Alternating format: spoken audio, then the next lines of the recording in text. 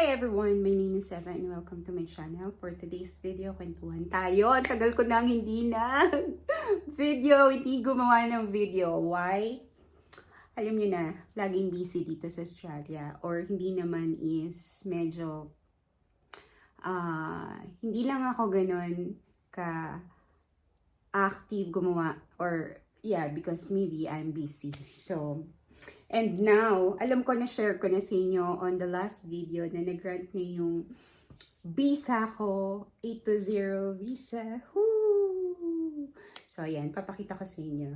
So, ayun, mare, ante, grabe. Sobrang ang tagal kong inantay ito. It's almost 2 years. Una kasi, di ba, tourist visa ako, 3 months. And then after, in-apply namin yung 820 is 820-801 and nag-grant lang siya this August 1. Why? Tagal, no? 2 years.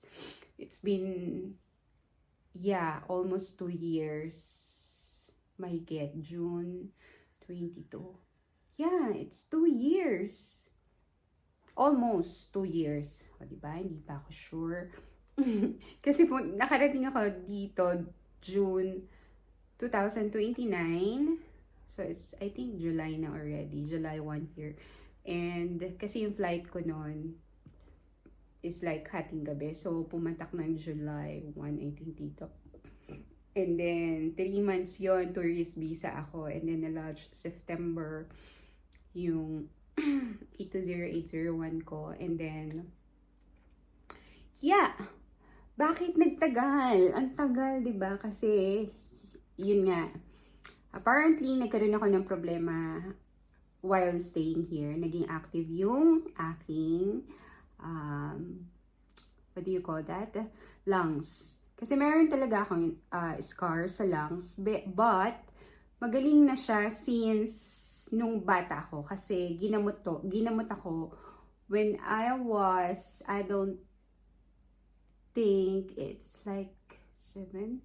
Basta matagal na siyang ginamot sa Pilipinas and hindi na siya active.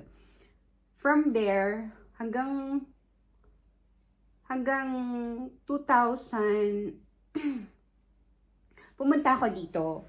Hindi siya active kasi anong tawag dito, nagpa-medical ako sa St. Luke's eh. Kumbaga, bago ang lahat, bago ka makarating dito, bago ka makapasok dito, lahat ng medical, kailangan ipasa mo. So, talagang negative. But, nung pumunta ako dito, nagtrabaho ako, dahil hindi ko naman, anong tawag dito, siguro hindi ko lang, tayo mga Pilipino, hindi naman tayo yung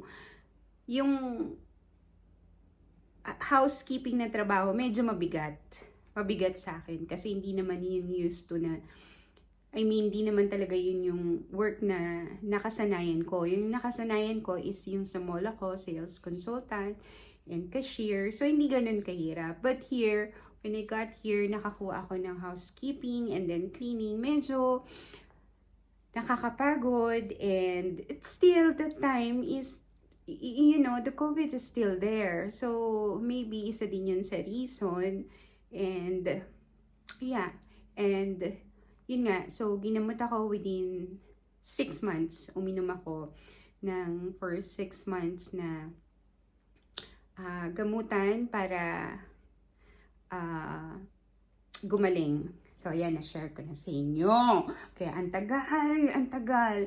And, but, thankful ako kasi, ang Australia, they don't, hindi sila yung dinidiscriminate nila about doon. And they refer me doon sa doctor na talagang naggagamot talaga ng lungs.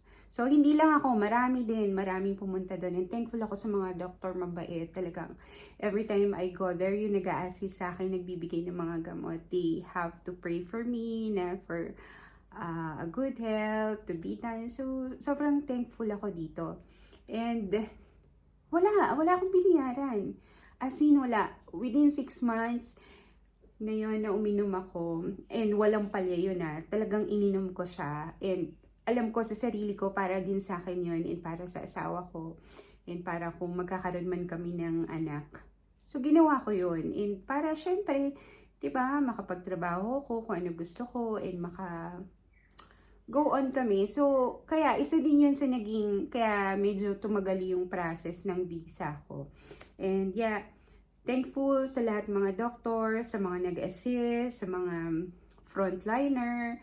Sobrang bait nila. And what else? Yun, after nun, so it took like 9 months. Kasi bumalik ako within 3 months. Kasi chinek nila kung talagang magaling na ba? Or meron bang nakaligtaan or something. So, nung pagbalik ko within 3 months, yun, sobrang nakahinga ko. Sabi ng doctor, you're not going back here. You're finally cured. Oh my God. Sabi ko, thank you, doctor. Sobrang bait ng doctor. Ano siya? I think it's Indian. So, yeah. Mabait si doctor. So, sobrang thankful ako talaga. Nakailang thankful na ako. Hindi ko alam kung paano ako magpapasalamat kasi syempre, di ba? And every time na pupunta ako monthly doon, meron silang sinesend sa akin, reminders na, ganito, ganitong oras punta ka. So, yun. And ayun, yun na nga. And after, yung pinaka-ante ko, andun na. Gumagaling na ako. Siguro August, sabi ko, Lord, sana naman. Ayun, pagdating ng hapon ng August 1, nag-send yung agent ko sa akin ng email na nag-grant na. So, diba, saya ng puso ko. Magaling ka na, nag-grant pa yung yung visa mo, 820 visa. At ang kagandahan pa ng visa mo, multiple entry pa.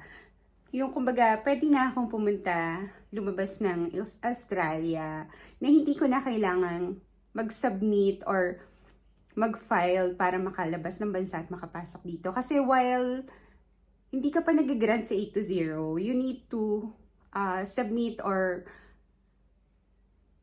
to provide them na pwede kang lumabas. But now, on my visa, they can check na I can go outside Australia. So, I'm eligible for that. Sobrang thankful! And isa pa sa pinaka maganda sa akin, dahil meron na akong Australian working conditions workplace right. So it means na pwede ako na magtrabaho or like Monday to Sunday, pwede ako full-time, but ang hirap kasi sa kanila talaga dito mag-apply. You need to study first. You need to have a certificate na, kasi maraming kang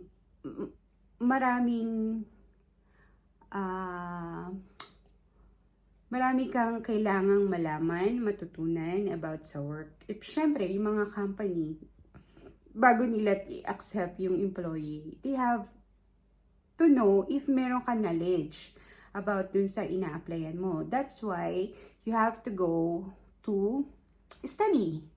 So, yung kinuha ko, ayun, nag-inquire ako sa school kasi nakalagay dito, eligible ako. 820 is eligible for free tuition fee. So, nag-apply ako for study for 3 months, Monday to Friday. And Monday to Friday, 9 a.m. to 4:30. So, yun ang aking eligible. So, ayan. Yung una nag-try ako, pero may exam siya. 100 words. Bakit ko gustong mag-aral ng ganung course. And, yeah, ayun, sobrang saya-saya ko. Ayan, makakapag-aral na ako. Since, at the moment, wala pa kaming baby ng asawa ko. Sayang naman kasi kung, diba, kung may skip ko to para kahit papano, next year, meron na akong certificate, meron na rin akong pwede na akong mag-apply sa maganda kahit papano, magandang school, magandang company here. And maganda rin yung payment dahil nga may certificate ka. Ganun atas talaga sa kanila. And the more na marami kang certificate, mas maganda yung bayad sa'yo. Yun ang ginagawa nila dito. Like yung asawa ko, medyo marami siyang certificate. So, syempre, siya naman yun sa driving, alam ko, sa mga fly-in, fly-out, sa yun, medyo heavy duties naman yun sa kanila. So, he studies also a short course. Like, yun, marami na siyang mga certificate. And looking forward na makagraduate ako na, alam mo yun, I'm so excited for this. Hindi ko ina-expect, pero sobrang thankful ako. And when you hold this visa, guys, ang daming benefits. Sobrang, 'di ba? And also, they email me na pwede na akong mag-apply ng 801. 801 is a permanent resident dito. So, ayun, I'm eligible na rin mag-apply. I know naman na I'm 100% na mag-grant because my husband is Australian citizen now here and we live here. So, syempre, diba? Hopefully pa rin, I'm still praying and they have given me a chance to be with my husband. So, yun. So, yun lang. Na-share ko lang sa inyo yung haba na ng napag-usapan natin. And, hopefully, sa next video, makapag-share ako ulit sa inyo ng, about dito sa Australia. And, at the moment, nasa hardship kami. But, looking forward na magiging okay din. Hindi naman forever na dito lang tayo, diba? Darating yung time na bibigyan tayo ni Lord ng blessings dahil alam naman natin na wala naman tayong tinapakan or, diba? Basta, yun lang, think positive, always do the right thing, and don't stop learning, and what do you call that? Be humbled, always pray, always be thankful to God. So, yun lang guys. Thank you for watching. Ang dami ko nang nasabi. And yeah, see you on my next vlog. See ya. Bye!